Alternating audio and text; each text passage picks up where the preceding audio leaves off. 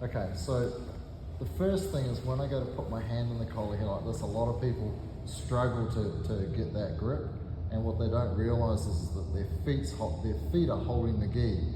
So if I release my grip from my feet on the, because especially if you walked your legs up and you're holding really tight, you fight against your own feet. So just releasing your feet like this allows me to curl this.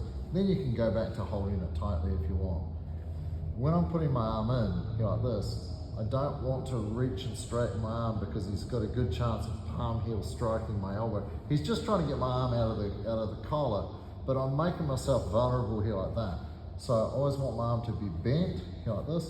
So I always treat it like it's a little uppercut here like this, and I'm just curling the gi into my hand there like that. Now when I go to put the second hand in, you'll get to like the collarbone, because you can see there that my right hand flexing is pulling this gi over and tightening it on that side. Yeah. So if I'm pulling tight here like this, like most people are, and then simultaneously trying to put my hand in the collar, my right hand is fighting my left hand, so I don't want that.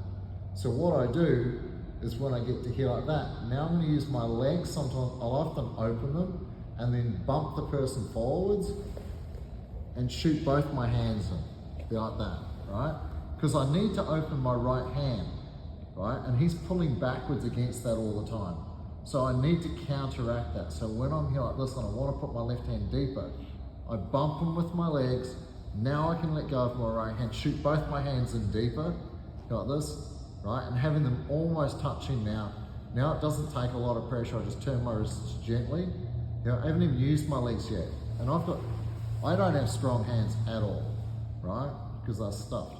So now it's just turning the bones, turning your fingernails as if they're trying to look at each other, like that. So I've got one, this one was shallow, bump him, got my grips, and I just turn the wrists into his neck a little bit. Now, if they're striking, not that I'd be doing a double lapel choke like this, if they're striking, you might, but if I was, I'd be very close to the person, yeah?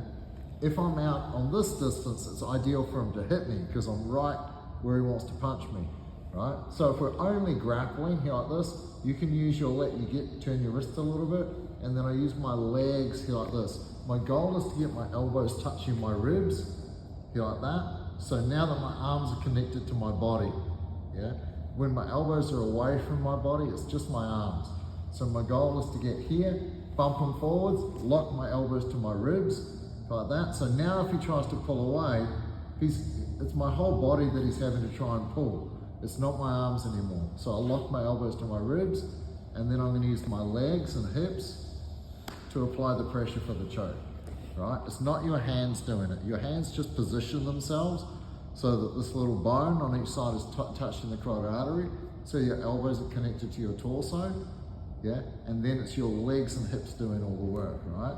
So again, making sure that my heels are not fighting my hand, get my little hook through here like this. I feel the resistance, there's not space there, so then I bump him, here like that, catch the gi nice and tight, turn my wrists gently, lock them to my ribs, and now I can either pull my knees forwards or I can extend my hips away, like that.